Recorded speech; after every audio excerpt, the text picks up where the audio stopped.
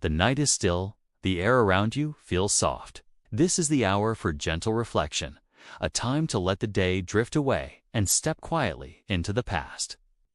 Tonight, we turn to the world of healing in the Middle Ages, a world both familiar and strange, where hope and suffering walked side by side. Medicine then was not the science you know today.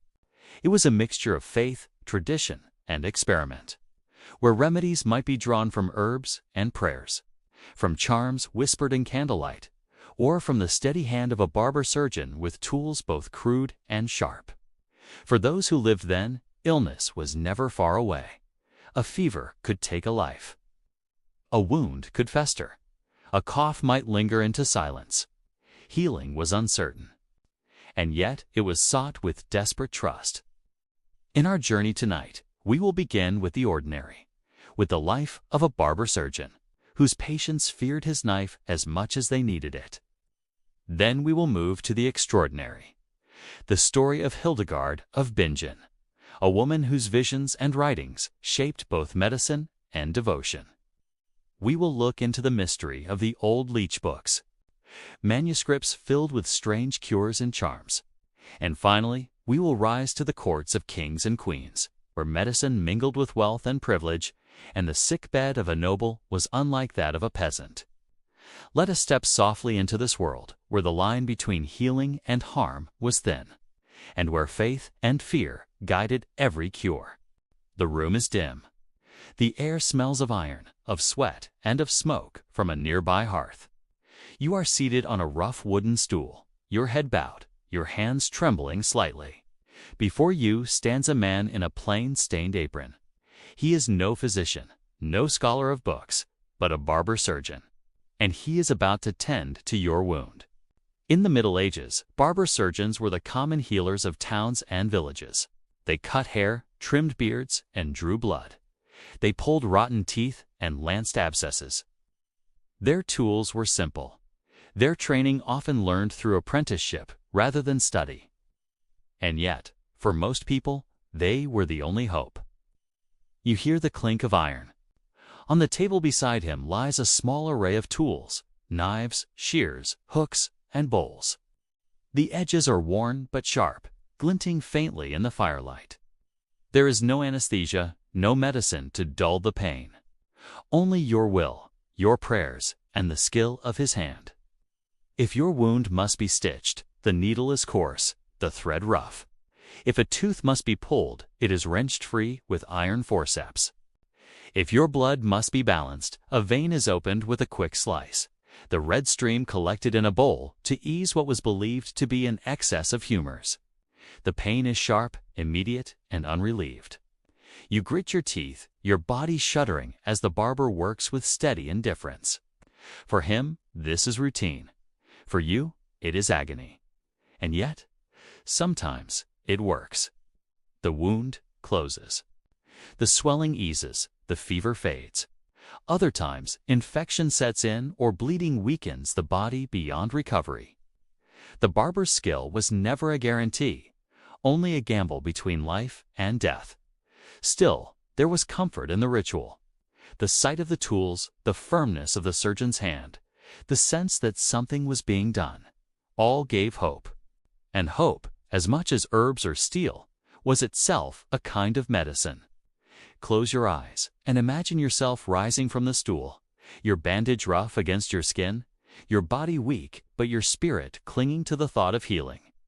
This was the experience of countless souls in the Middle Ages, to suffer, to endure, to place trust in hands that held both knife and cure.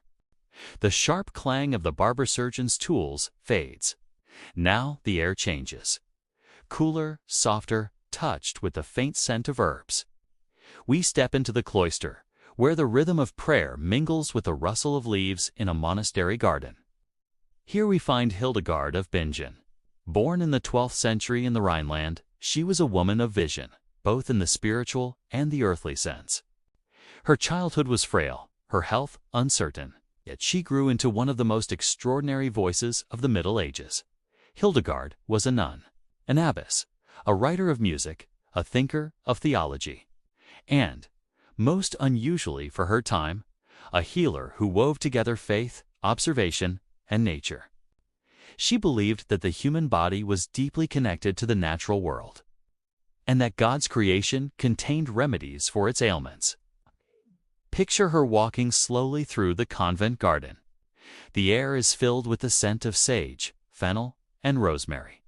Her hands brush gently over the leaves, her eyes watching closely as she gathers herbs. She sees not only plants, but patterns, signs of how the world itself was ordered, how healing could be drawn from both matter and spirit. Her writings describe remedies both simple and strange. For a cough, a syrup of honey and herbs. For fever, a bath steeped in warm plants. For melancholy, the calming effect of gemstones or the fragrance of flowers. She wrote of the humors, yes, but also of harmony, the balance between body and soul, between earth and the heavens. To the people of her time, Hildegard's presence was powerful. She was revered not only for her healing, but for her visions, luminous experiences she believed were messages from God. These visions gave her authority, a voice that reached beyond cloister walls to bishops, kings, and even the Pope. Few women in her age commanded such respect, and yet, behind her strength, there was fragility. Hildegard herself suffered from recurring illness, headaches, weakness, bouts of pain that left her shaken. Perhaps it was in her own body's frailty that she found such compassion for the sick, such sensitivity to the needs of others. Imagine sitting with her in the convent infirmary. The room is dim, lit by soft candlelight. A patient lies on a wooden bed, pale and weary. Hildegard bends over them, speaking gently, her words as soothing as her remedies. She places herbs in a bowl of steaming water, the vapor rising with fragrance, offering comfort as much to the spirit as to the flesh. Her medicine was not always effective by modern standards. Some cures seem strange, even fanciful, to us now. But her presence, her care, her calm authority, these themselves were healing. In an age when sickness often brought fear and despair, Hildegard gave hope. Her writings survived, carried across centuries. They are part medicine, part theology, part poetry. In them, the natural and the divine are woven like threads in a tapestry, each inseparable from the other. Close your eyes and picture her garden once more. The herbs sway in the wind, their leaves glistening with dew. Hildegard walks among them, her gaze steady, her spirit serene. In her vision of the world, healing was not just the mending of the body, it was the harmony of life itself. The garden fades. The herbs grow dim in memory, and a hush falls over the cloister. Now we turn not to a living healer, but to a silent one, to a book. An old book, its pages heavy, its letters dark and curling, its knowledge gathered slowly over generations. These are the Leech books, the ancient medical manuscripts of the Middle Ages, part medicine, part superstition, part sacred ritual. They are among the most mysterious windows into the medieval mind. The word leech in this time meant healer, not the small, blood-drinking creature. Though the two would one day share a name, a leech was a doctor. And so a leech book was a healer's book, a manual of remedies written in Latin or in Old English, or sometimes in a patchwork of tongues. Picture a monk, perhaps in a scriptorium in the 10th century. The light is dim. A single candle flickers. He dips a quill into ink made of oak gall and iron, and on a page of smooth, cream-colored vellum. He writes, "For a wound that will not close, take the bark of an ash tree, grind it to powder, and mix it with the milk of a cow that has calved in spring." Each line is written with care. Each recipe passed down from teacher to student, from healer to apprentice. Some remedies are simple herbs, boiled in ale, or honey laid upon a sore. Others are stranger. For a swollen throat, sing the charm of 9 herbs while laying the leaves upon the neck. For fevers, write the names of the 4 evangelists on a scrap of parchment and tie it to the patient's arm. In these pages, the physical and the spiritual live side by side. There is no boundary between the medicine of the body and the medicine of the soul. A prayer is as important as a poultice. A blessing may be as powerful as a draught. Some leech books speak of elves and dwarfs, of invisible arrows that bring pain. These are not the fairy tales of children, but the explanations of unseen forces in a world where disease was a mystery. A stomachache might be blamed on elf shot, a seizure on a spirit dwelling in the blood. To heal, the leech must both soothe the flesh and drive away the spirit. You run your finger down the spine of such a book. Its cover is cracked, darkened by centuries of hands. Its pages are warm to the touch. There are stains in the margins, drops of oil, a smear of honey, perhaps even a fingerprint left behind by a healer long forgotten. Some pages bear small drawings, tiny sketches of plants, a diagram of the human body, a crude cross to ward away evil. And in the margins, you find notes, whispers from another age. A monk's gentle warning. This remedy is only for the brave. Another hand has added, it worked for Brother Edmund, but not for Brother Paul. A record of success and failure kept quietly beside the sacred words. Not all leech books were written in monasteries. Some were compiled by village healers, or passed down in noble households, or even carried by traveling physicians, small enough to be tucked into a satchel, yet heavy with memory. They were not purely medical. They were part magic, part ritual, part hope. To open one is to step into the medieval mind, where no remedy was just a plant, no word, just a sound. Everything was part of a larger whole. The body, the soul, the stars, the soil, the seasons. Each part moved with the others, like cogs in a slow-turning wheel. And still, in these books, there is tenderness. There is care. There is the quiet voice of someone, long ago, who wished to heal another. A healer who wrote, to ease the pain of childbirth. Let her hold a warm stone from the hearth and recite the prayer of St. Mary. A healer who knew that the patient was not just flesh, but fear. Not just blood, but memory. Not just pain, but prayer. As you turn the final page of the leech book, the candle burns low. The ink fades. The voices of the past grow soft again. But the book remains, a quiet witness to a time when healing meant something wider than cure, when illness was not only a sickness, but a story. And so we close the book gently. We set it back upon the shelf, and we step out of the scriptorium, into the world of those who never needed a leech book, because they never needed to heal the sick. They were not the sick. They were the powerful, the abbots, the bishops, the lords of health and holiness, the ones who ruled the monasteries and built hospitals as monuments to their own legacy. Let us walk, slowly, into their world. The leech book closes with a whisper, and the flicker of the candle fades. Now we move into a different chamber, one of stone and grandeur, where medicine was not the struggle of peasants, but the privilege of the few. Within monasteries and noble courts, healing took on another shape. Here, illness was not endured in silence, nor met with a crude knife of a barber surgeon. It was treated with prayers in echoing chapels, with herbs gathered from monastery gardens, and with the quiet devotion of monks who saw care as an act of worship. Imagine stepping into a medieval infirmary attached to a great abbey. The air smells faintly of rosemary and thyme, steeped in oils and waters.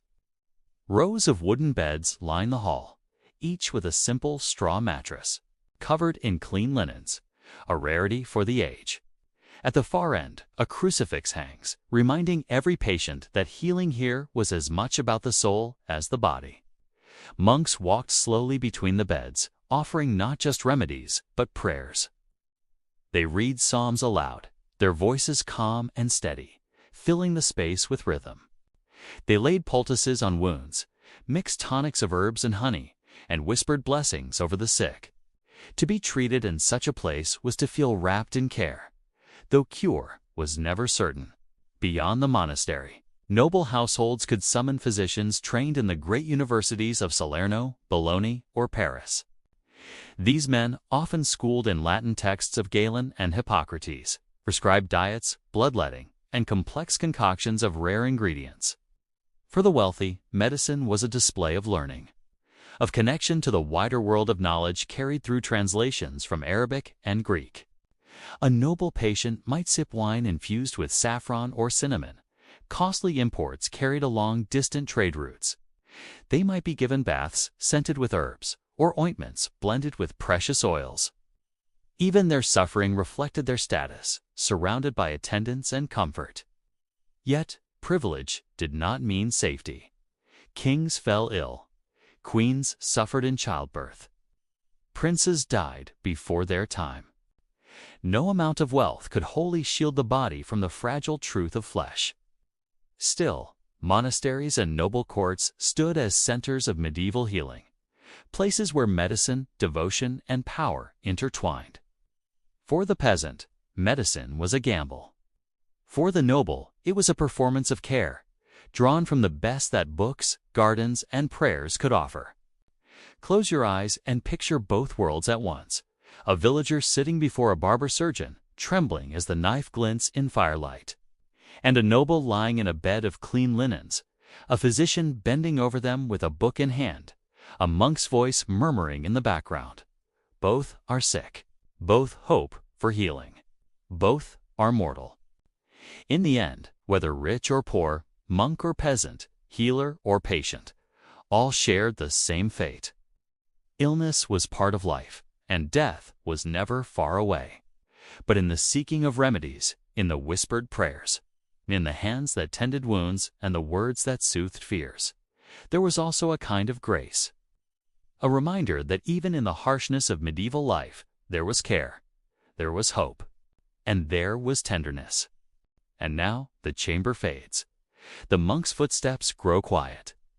The noble household falls into slumber. The barber's tools are set aside. The leech books rest once more on their shelves. We have wandered through the hidden truths of medieval medicine, the crude, painful treatments of barber surgeons, the visions and remedies of Hildegard of Bingen, the strange, wondrous pages of the leech books, and the privileged world of monastic and noble healing. Medicine in the Middle Ages was uncertain, fragile, and often harsh. But it was also filled with faith, imagination, and the human longing to mend what was broken. As you rest now, let those voices drift away. The prayers, the chants, the scratch of the quill.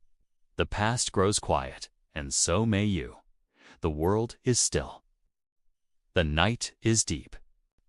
You are safe. You are at rest. Sleep well.